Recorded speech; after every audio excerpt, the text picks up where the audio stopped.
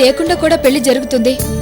అది రెండు మనసులు మనస్ఫూర్తిగా ఒకరి కోసం ఒకరు దేనికైనా తెగించి ప్రేమతో చేసుకుంటారు. అది పెళ్లి.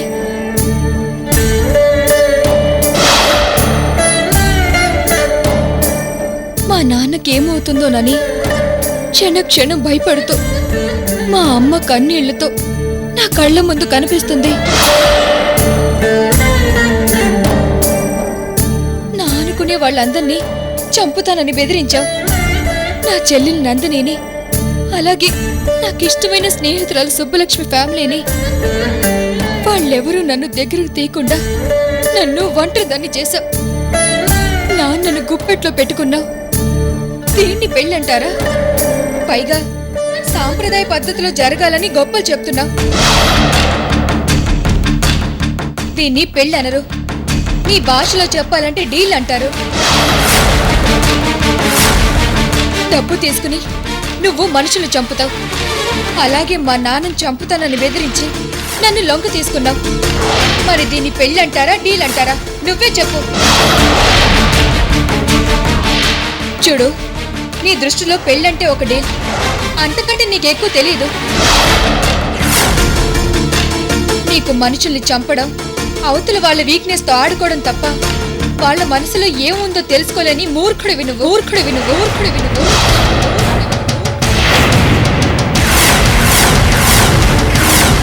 సరే, నువ్వేం చేసినా మా నాన్న కోసం మాత్రమే నీ ఉరితాడు కట్టుకోవడానికి నేను ఒప్పుకున్నాను.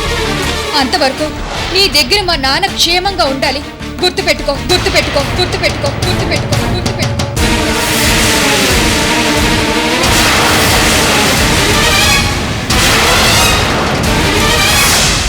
అమృత, నువ్వు అలా మాట్లాడితే ఆ విక్రమ్ నాన్నగారికి ఏమన్నా హాని చేస్తాడేమోనమ్మా. లేదమ్మా, ఆ రాక్షసుడికి నేనంటే పిచ్చి. వాడికి కావాల్సింది నేను. ఇలా మాట్లాడితేనే నాన్నని వాడు ఇంకా క్షేమంగా చూసుకుంటాడు.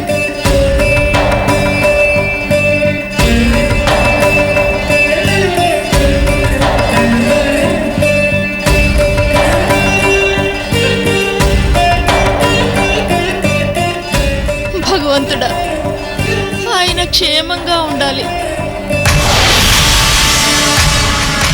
ఏంట్రా బాగా కోపంగా వెళ్తున్నారు? వదినతో ఇప్పుడే మాట్లాడారు కదా, మ్యాటర్ ఏంటో తెలీదు. పదా. సరే పద.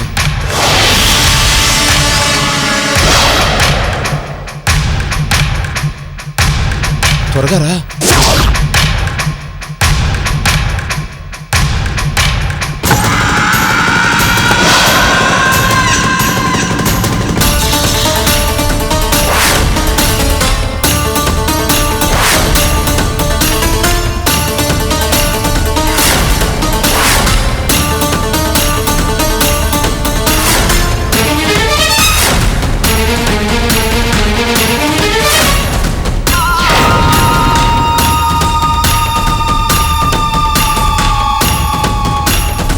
ఏంట్రా, ఏం జరిగింది?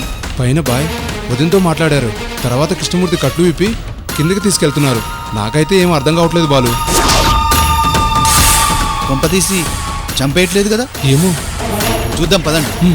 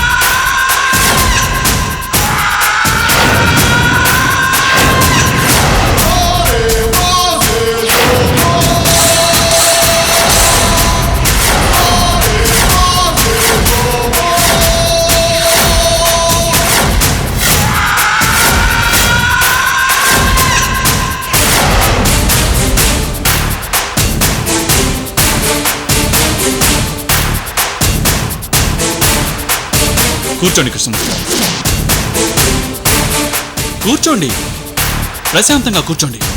ఏ టెన్షన్ పడకండి. మీరు క్షేమంగా ఉండాలి. రేయ్, ఫ్యాన్ ఏంట్రా? ఏయ్, ఫ్యాన్ ఏంట్రా? అలాగే బాయ్.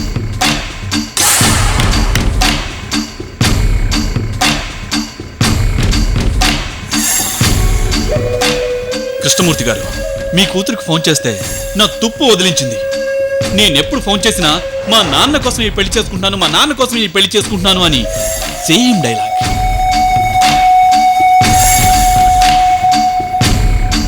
నువ్వేమో నా కూతురు కాదు, నా కూతురు కాదు, సేమ్ డైలాగ్. సరే, నా డార్లింగ్ గురించి నువ్వేమనుకున్నా కూడా నాకు అక్కర్లేదు. నాకు నా డార్లింగ్ కావాలి, నా డార్లింగ్కి నువ్వు కావాలి. నేను పెళ్లి చేసుకునే వరకు నువ్వు క్షేమంగా ఉండాలి, అంతే. రే బాలు, బాయ్. ఈ రోజు నుండి కృష్ణమూర్తి గారు పై రూమ్లో ఉండరు. ఆయన్ని బంధించటాలు, రూమ్లో పెట్టి గడి పెట్టడాలు చెయ్యొద్దు. Free free birth. వదిలేయండి. కృష్ణమూర్తి గారు, ఆ రూమ్లో పడుకుంటారా? పడుకోండి, ఏసీ ఉంది, మీ ఇష్టం. అసలు ఆ రూమే కాదు, కింది నుంచి పై వరకు మీ ఇష్టం. ఎక్కడైనా పడుకోండి, ఎక్కడైనా నిల్చోండి. బోర్గా ఉంటే టీవీ చూడండి. ఇంకా బోర్గా ఉందనుకోండి, బయటికి వెళ్ళి వాకింగ్ చేయండి. కానీ గేటు దాటి మాత్రం బయటికి పోతే. నా డార్లింగ్ ఎందుకో డల్గా ఉంది కృష్ణమూర్తి గారు. నా మీద చాలా కోపంగా ఉంది. మీరు క్షేమంగా ఉండాలి. ఎంతైనా కాబోయే మామగారు, మిమ్మల్ని జాగ్రత్తగా చూసుకోవాలి. ఇక్కడ మీకు ఏం జరిగినా నా అమృత డార్లింగ్ భరించలేదు.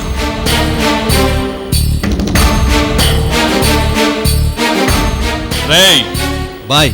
ఈ క్షణం నుంచి కృష్ణమూర్తి గారి ఒంటి మీద చీమ కూడా పాకటానికి వీల్లేదు. అంత భద్రంగా చూసుకోండి. రేయ్, మీరిద్దరు కృష్ణమూర్తి గారికి కాపలా ఉండండి. అలాగే బాయ్. వదినతో పెళ్ళయ్యే వరకు ఆయన క్షేమంగా ఉండాలి. ఆయన్ని డిస్టర్బ్ చేయకుండా కాపలా కాయండి. అలాగే బాయ్. అరే, నిల్చున్నారేంటి కృష్ణమూర్తి గారు? కూర్చోండి కృష్ణమూర్తి గారు, కూర్చోండి. భలే వారే, కూర్చోండి. రే బాలు, బాయ్. ఓ సీడీ షాప్కి వెళ్ళి తండ్రి కూతుల మధ్య ఎన్ని సెంటిమెంట్ సినిమాలు ఉన్నాయో అవన్నీ తీసుకొచ్చి కృష్ణమూర్తి గారికి చూపించండి. ఓకేనా? అలాగే తీసుకొస్తాను బాయ్. కృష్ణమూర్తి గారు, ఓకేనా? ఇప్పుడు కంఫర్టబుల్ గా ఉందా? మీరు క్షేమంగా ఉండాలి సార్. మరి నేను వస్తాను కృష్ణమూర్తి గారు, వస్తాను.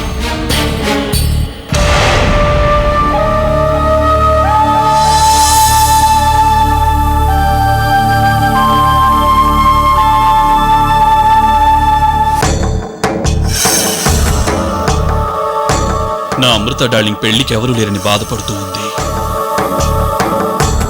ఏదో ఒకటి చెయ్యాలి. ఏం చెయ్యాలి?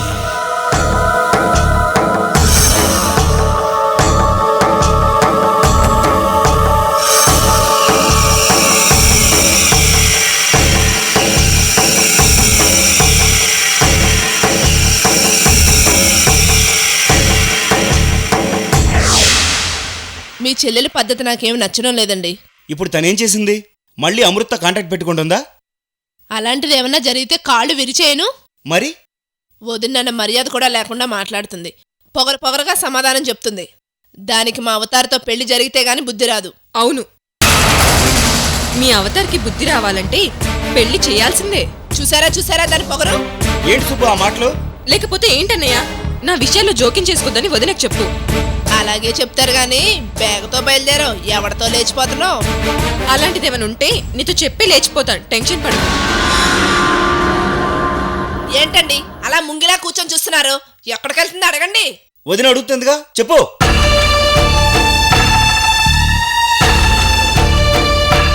అన్నయ్య, ఎల్లుండి అమృత పెళ్లి. అయితే తనకెవరు లేరన్నయ్య. తల్లి తండ్రి ఉన్నా లేనట్టే. అందుకని నువ్వే అమ్మా నానే దగ్గరుండి దాని పెళ్లి జరిపిస్తావా? నేను వెళ్తోంది అమృత పెళ్లి జరిపించడానికి కాదు, చెడగొట్టడానికి. సుబ్బు, అవునన్నయ్య, తనకిష్టం లేకుండా ఒక మాఫియా లీడర్తో అమృత పెళ్లి జరగబోతోంది. తెలిసే, వాడు పంపిన రౌడీలే కదా, దానికోసమని మన ఇంటి మీద పడ్డారు. యదవసంత. ఈ పెళ్లి జరిగితే అమృత జీవితం నాశనం అయిపోతుంది. నువ్వు ఆ పెళ్లికెళ్తే మనందరి జీవితాలు నాశనం అయిపోతాయి. నోరు మూసుకొని లోపలికెళ్ళా. అన్నయ్య పిచ్చి వేషాలు వేయకు. వదిలి చెప్పినట్టు లోపలికి వెళ్ళు. అన్నయ్య ప్లీజ్, ఈ ఒక్కసారికి నన్ను వెళ్ళనివ్వు. ఇంకే విషయంలో నేను ఇబ్బంది పెట్టను. నోరు మొయ్. అసలే వాళ్ళు పద్ధతి పాడలేని మనుషులు. ఆ పెళ్లి కూడా ఓ పద్ధతి లేకుండానే జరుగుతుంది. ఎవరైనా పోతే నీకెందుకు? మర్యాదగా లోపలికి వెళ్ళు. అనవసరమైన విషయాల్లో తరదూర్చి మన ఇంటి పరువు బజారుకి ఎచ్చుకు. అన్నయ్య ప్లీజ్ అన్నయ్య, పాపం అమృత. చెప్తుంటే నీకు కదే, నీ కళ్ళబొల్లి ఏడుపులకి జాలిపడి మీ అన్నీ వెళ్ళు అన్నా నేను వెళ్ళనివ్వను. నీ కోసం మేమంత ప్రమాదాలు కొని తెచ్చుకోలేం. మర్యాదగా నోరు మూసుకొని లోపలికి వెళ్ళకపోతే నీ కాళ్ళు విరగొడతాను. వదినా ఏంటే గొంతు లేస్తుంది? ఎదురు సమాధానం చెప్తే పళ్ళు రాలిపోతాయి. నోరు మూసుకొని లోపల పడిండు. అన్నయ్య ప్లీజ్ అన్నయ్య, ఈ ఒక్కసారి. ఏయ్ అన్నయ్య అనేది ఏమీ లేదు, లోపల పద. నువ్వు మర్యాదగా చెప్తే విను, పద. వదిన ఒక్కసారి. ఏ పద. వదిన ఒక్కసారి ప్లీజ్. ఏ పద. ఏం మాట్లాడతావు? వదిన ఒక్క నిమిషం. అన్నయ్య అన్నయ్య ప్లీజ్ అన్నయ్య, ఒక్కసారి మీ అన్నయ్య వెళ్ళనివ్వు చెప్తారే. అన్నయ్య. ప్లీజ్ పద లోపల పద. అన్నయ్య ప్లీజ్ అన్నయ్య. సుబ్బు మర్యాదగా వదిన పద. ఒక్క నిమిషం. పెళ్ళికి వెళ్తావా? వదిన ఒక్క ఏంటే నిమిషం. వినేది? పెళ్ళి అంటే అన్నయ్య ప్లీజ్ పెళ్ళి. అన్నయ్య, ఈ ఒక్క ఒక్కసారి నిమిషం లేదా? అన్నయ్య, నిమిషం అన్నయ్య, ఏ పద. అన్నయ్య.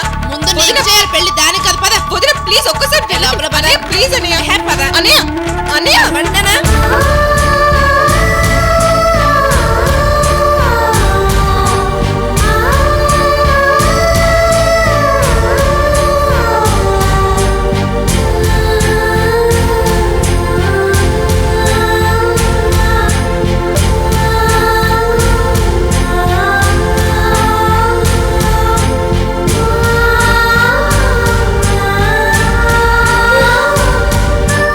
అమృత, స్నేహితురాలి నేనుండి కూడా నీ కష్టాలు షేర్ చేసుకోలేకపోతున్నాను.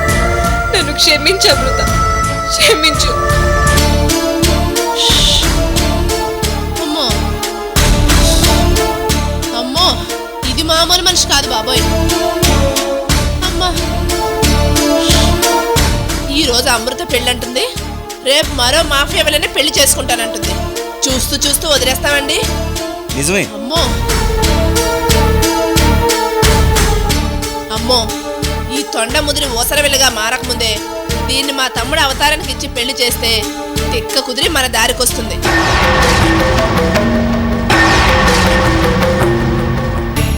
ఏంటండి మాట్లాడరు?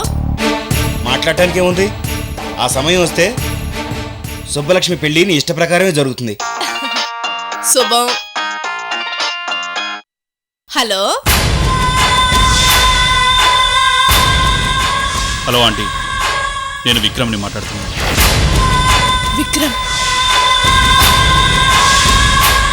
చెప్పండి. ఏంటి మాట్లాడరు? నా వాయిస్ విని షాక్ అయ్యారా? అదేమీ లేదు, చెప్పండి. ఎల్లుండి అమృతకు నాకు పెళ్లి. అలాగా, చాలా సంతోషం అండి. సంతోషం అని చప్పగా చెప్తే సరిపోదు. నా పెళ్లికి మీరంతా రావాలి.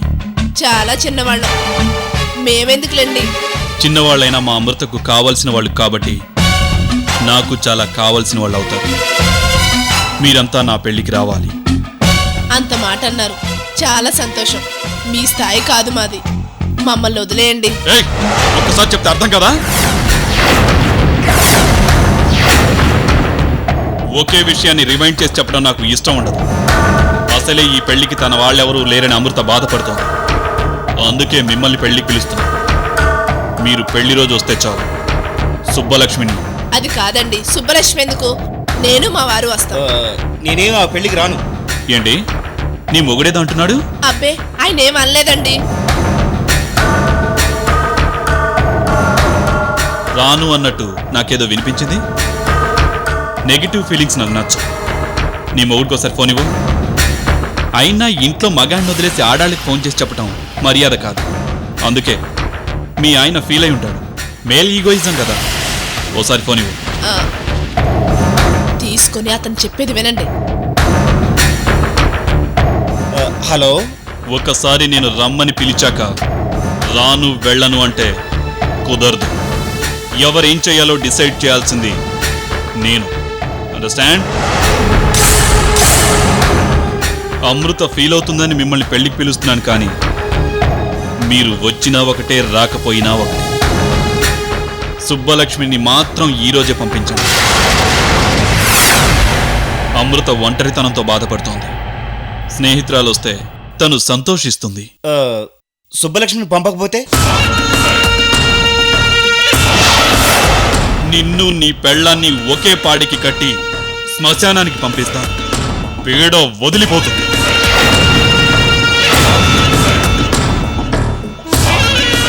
ఏంటి వాయిస్ లేదు? ఆర్ట్ ఫెయిల్ అయిందా లేక పిచ్చెక్కిందా? చెప్పు. సుబ్బలక్ష్మిని పంపిస్తున్నారా లేదా? ఆ, పంపుతున్నామండి. మీరు తొందరపడి ఎలాంటి ప్రమాదకరమైన నిర్ణయాలు తీసుకోకండి. గుడ్. 10 నిమిషాల్లో మా వాళ్ళు మీ ఇంటికి వస్తారు. సుబ్బలక్ష్మిని వాళ్ళతో పంపండి.